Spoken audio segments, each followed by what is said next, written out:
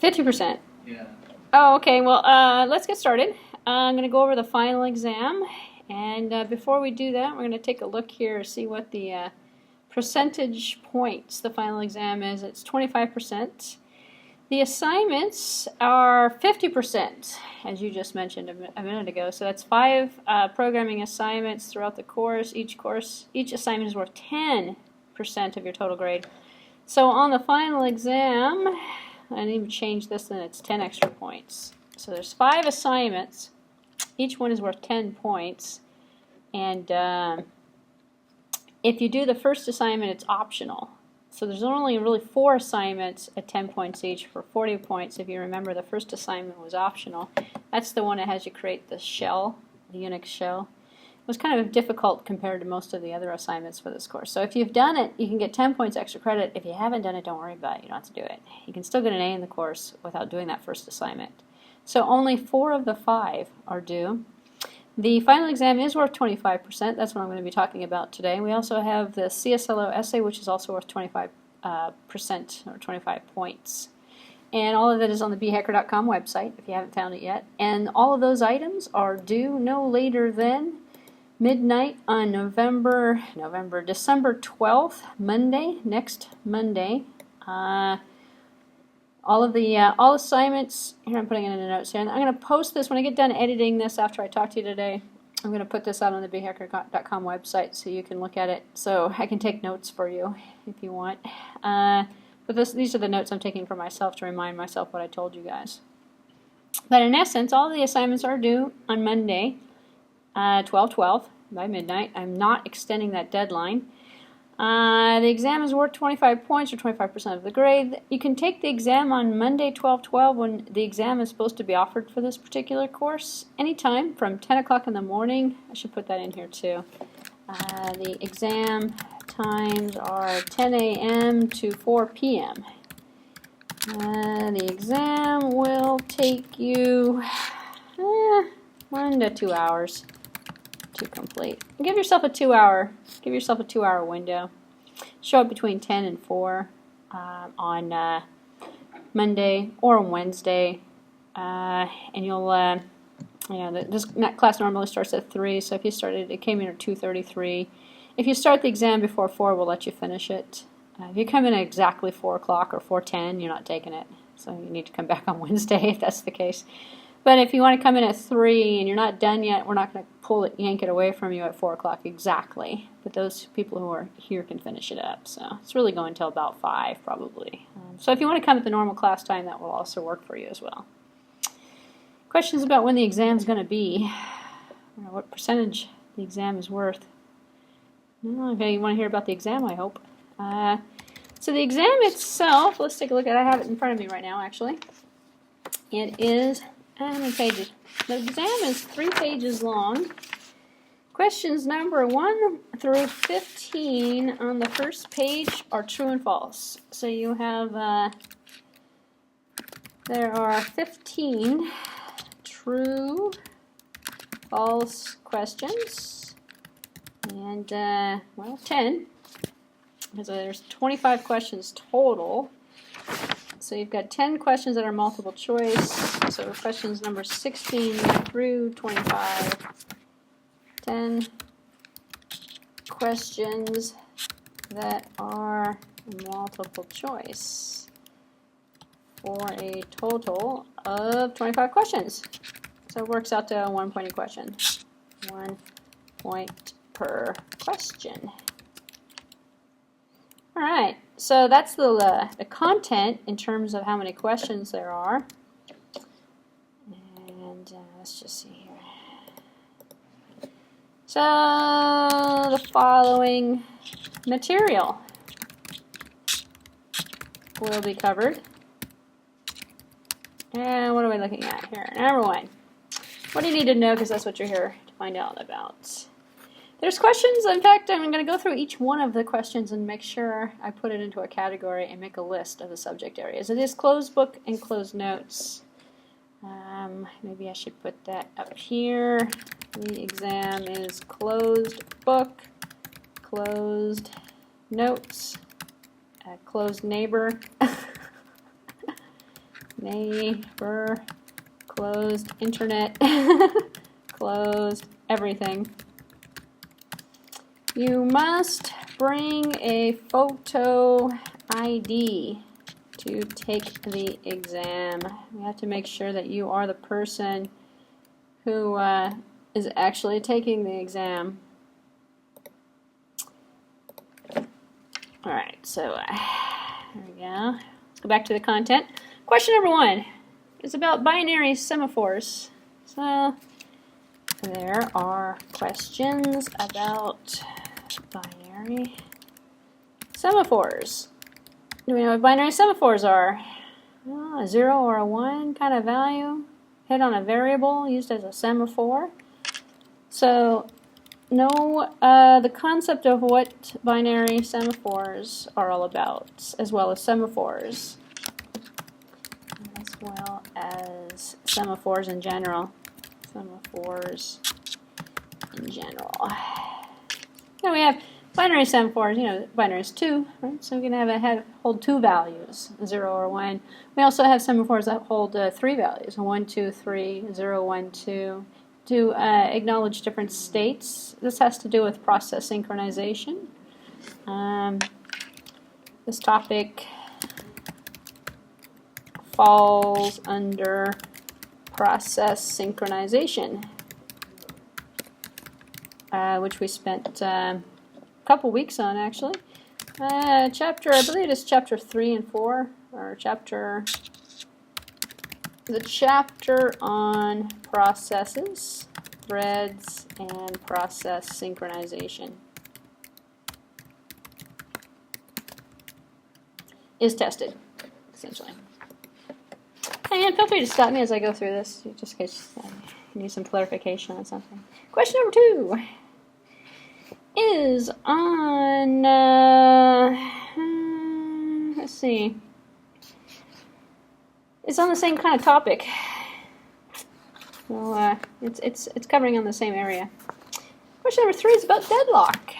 So know the concept of deadlock in NOS. So question number 1 and 2 are basically on semaphores, process synchronization, things of that nature. The third question is on the concept of deadlocks in an operating system. What causes them? How can they be avoided? What are some of the classic techniques for dealing with them? So there's an entire chapter on deadlocks. There is an entire chapter on deadlocks. And for each one of the chapters, we also have a lectures associated with it. I talked about deadlocks in the class as well. So preview that deadlock lecture. All the information is going to come out of either the textbook or out of the PowerPoint slides that I've gone over. There's also a question on starvation. Know the concept of starvation in an OS. Starvation, kind of like, it's almost similar to deadlock. Deadlock is 2 or more processes waiting for some event that's never going to occur. So they're both in a kind of a hold state, waiting for something to happen. Starvation, everybody else is getting a chance, but this one process that's starving, that is not getting a chance to run because there's higher priority processes, perhaps in a queue, that are running and are being allowed to run instead of this one, which might cause a problem. So let's see, number 5. It's about the semaphores as well. So there's a lot of questions on semaphores in this exam. And semaphores and blocking and things of that nature. And number 6 is on a circular wait condition. So know the circular wait condition and the classic IPC, or interprocess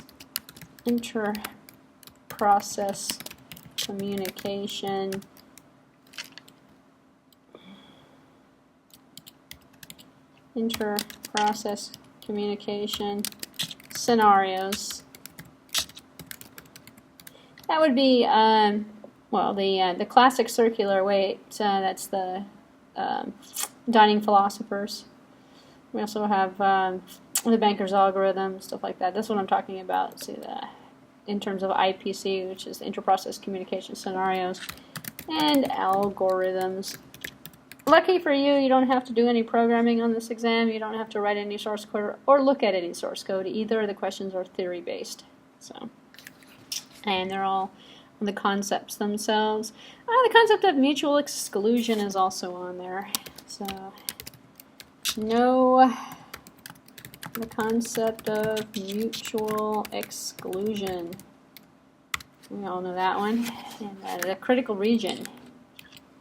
And the critical region. That's also tested on there. And what do we else have going on here? Let's see. That brings us to number 7, mutual exclusion. Number 8 is going to be on memory. So memory management. No concepts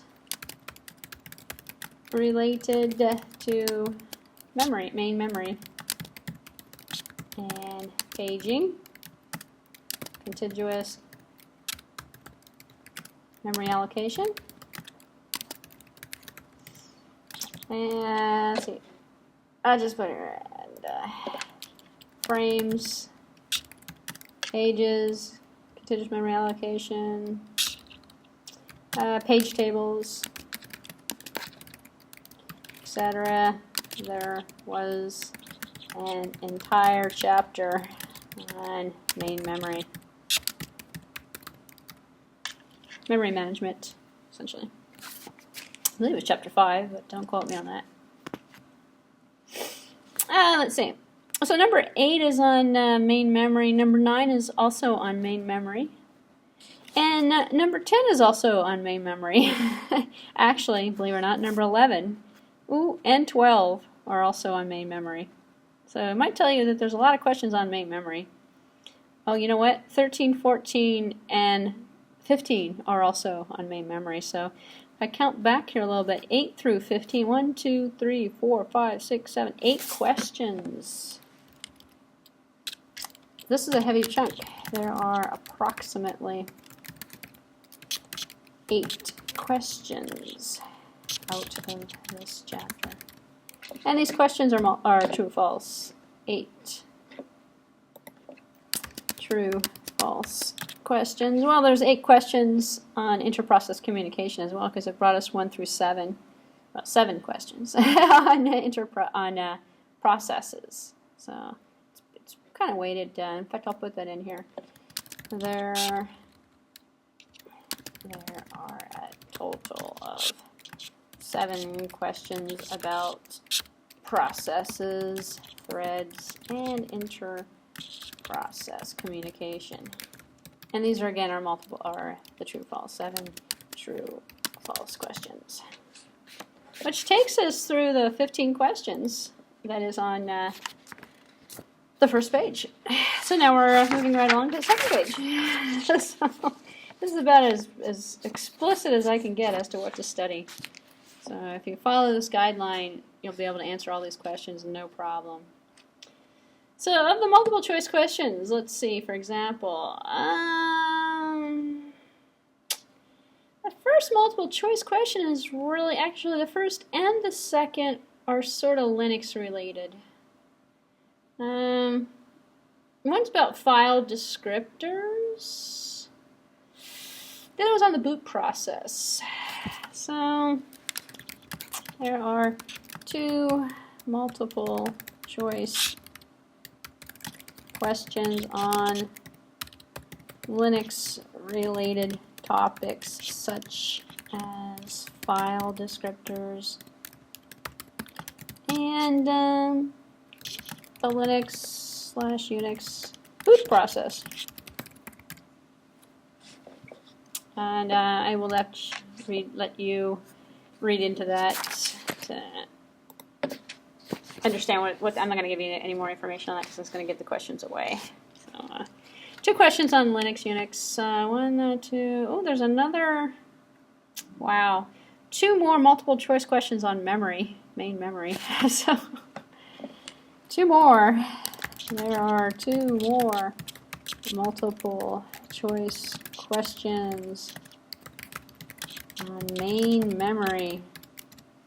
Wow, there's a lot of them. I guess it was a heavy main memory. One of them is on another file system question. There's a miscellaneous file system question in there too. We just had the file system lecture recently as well. In fact, all of these questions do come out of the lectures, by the way. There is a question on file system structures.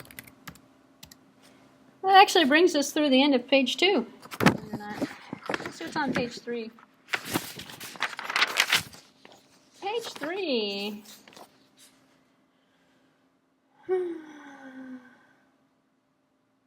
The Peterson's algorithm. Let me give that one away to you. There is a question on the, what the Peterson's algorithm is, which is inter-process communication again. Peterson's algorithm. That's a give me. So I should just look that up, know what that is. There's one on the Banker's algorithm. There is a question on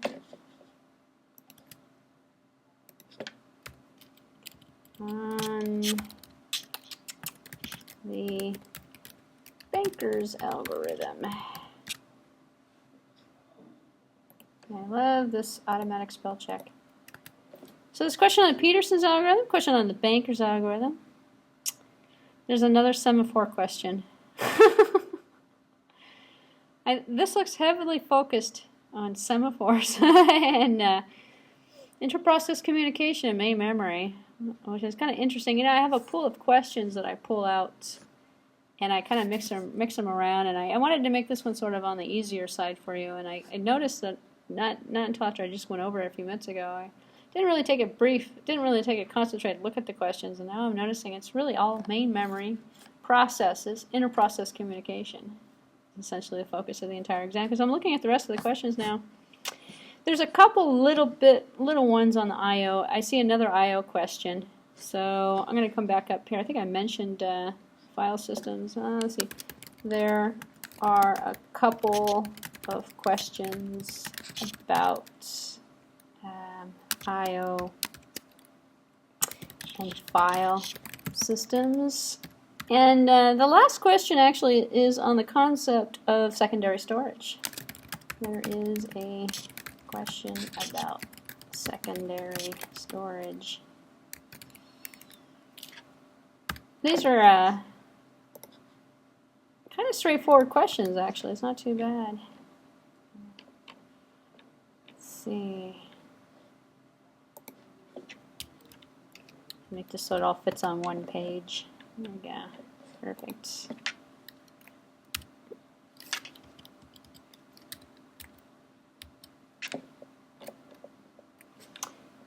And I'll be posting this out on bhacker.com when I'm done with this right now. But I have noticed that the exam is not very broad, but I'm not changing it. This is the exam you're going to take. So we have the file I/O. We have the last question is on secondary storage, the Banker's algorithm, Peterson's algorithm, and a semaphore question on this page. And believe it or not, that's the last page of the exam. So I've gone through each one of the questions on this exam. I've told you the subject area, and I could probably rewrite this to make it more, group things together, but I'm going to leave it as is, actually. You're going to see that the questions are either going to be out of the main memory chapter, which is that main memory lecture. And we spent, I want to say I spent like a couple weeks on that one, actually. Main memory was something I really did cover a lot about. The other questions are on the interprocess communication, the concept of processes. There are no questions on CPU scheduling. Actually, here, I'll make another list here. What is not on the exam? What I left out on the exam is there are no questions about CPU scheduling. See, sometimes the exams depending upon how I pull the questions out of the question bank, end up being focused on CPU scheduling or on something else. But this one has no questions, I've noticed. I didn't also see any questions on utilities. There are no questions on OS functional utilities or services. That would be from Chapter 1. From Chapter 1. I think the midterm actually, we didn't have a midterm. I think the assignments actually focused on a lot of that stuff. There's no programming questions. No programming questions about threads, processes, writing code, etc. No questions about, what did I leave out? Kernels or user mode versus kernel mode. That was left out. No questions on kernel services either. No questions about kernel services or processes. Kernel services or features. No questions on Linux or Unix in particular, except for the boot sequence. There's a boot question up here, as I remembered. There's two questions on the exam that have to deal with Linux, and they're mostly something that I had already covered, and it has to do with the boot sequence. You probably get that at the secondary storage file system lecture that I gave you.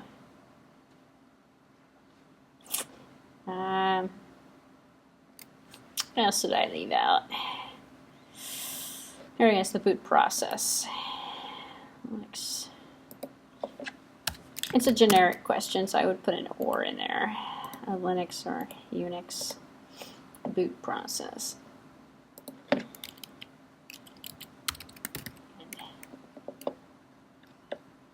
I think that's no other questions about anything not mentioned above. I mentioned the questions that are here are pretty much the ones that I have I've mentioned. Any questions? I'm saving this to make sure. We'll put this out, as well as the video. I will put both of them out on the website so you can listen to it over and over and over again if you want. Actually, you probably don't have to. This is for the people who aren't here today, who are going to wonder, what's on this final exam that we're taking? Okay. You don't have to bring in any pen or pencil or anything. You will, actually, you have to bring a pen or pencil. You don't have to bring in any paper. You'll answer right on the form. The exam scores will be up into the LMS. All of your assignments for the course must be submitted into the LMS by the end of the night on Monday, the 12th. And the deadline will not be extended.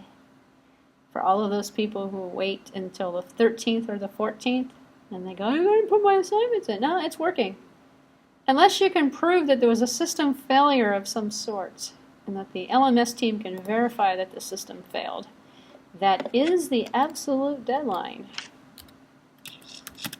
So I would plan for that. You have a week. In fact, you have the rest of today. You can go home and do all the assignments and make sure everything's put in. Actually, you've had all term, believe it or not. So. And if you came in late, please note the first assignment is optional. You only have to do 2 through 5. And we were looking at the syllabus earlier today. I can also spend some time today to go over any of the assignments that you might have some questions on if you'd like. But in the original assignments we had 5. We only have 4 now because 1 is optional. And the assignments themselves, a couple of them are kind of easy, a couple of them are a little bit more challenging. 1 or 2 of them is to write, a paper on memory management, comparing internal and external fragmentation or something of that nature. I believe that's the one on the main memory concepts. Another one, I believe, is answering some questions about secondary storage or file systems or something. There's only really the CP command, the basic reader-writer, or no, it's the copying one file to another file via multiple processes. That one would be challenging. The other one might be challenging is the CPU scheduling example. If you have a copy of the book, you'll see in the book there's sample source code, and you may use any sample source code you find out of the book to actually do that with. So if you actually have the resources of the book, or you could go online and find a copy of the book, in there, in fact, the CP copying the one file to the other file versus the multiple processes using the circular buffer is also in the book as well. So, and you can make the assignments hard by not using any of the resources available to you. You can make them easy by understanding what's going on and using the book information and using the resources to sort of help you build them. So, did anybody want to go over any of those assignments? These are all jumping. Yes, yes, yes, I want to go over them. Which one would you like to go over? Nobody wants to go over them, I can see. We do great on a strict percentages. 95 to 100 is an A, 90 to 94 is an A minus. The assignments themselves, actually, if you do the first assignment and you don't do so well in the final, you can get an A in the course, actually.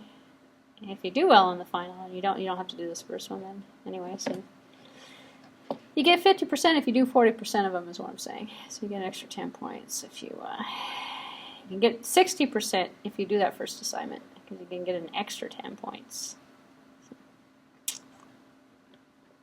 Well, that is actually all I have for you today then.